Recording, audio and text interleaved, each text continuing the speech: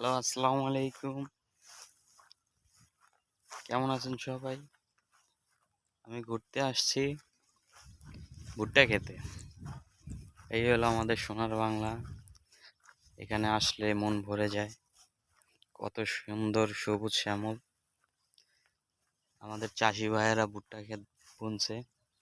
এই ভুট্টা দেখলেই মনে হয় যে চুরি করি। সেই ছোটবেলার কথা খুবই মনে পড়ে যায়। ছোটবেলায় তখন ভুট্টা শুকিয়ে যেত, পরিপক্ক হয়ে যেত। তো ঘাস কাটতে আইসা মাঝে মাঝে চুরি করে নিয়ে যেতাম দুষ্টামি চলে। এখন অবশ্য ভুট্টাগুলো হয়েছে কিন্তু কাঁচা পরিপক্ক হয় নাই, ভিতরে শুকায় নাই। কত সুন্দর আবহাওয়াটা আজকে, ঠান্ডা, খুবই ভালো লাগতেছে। আমার সাথে মানুষ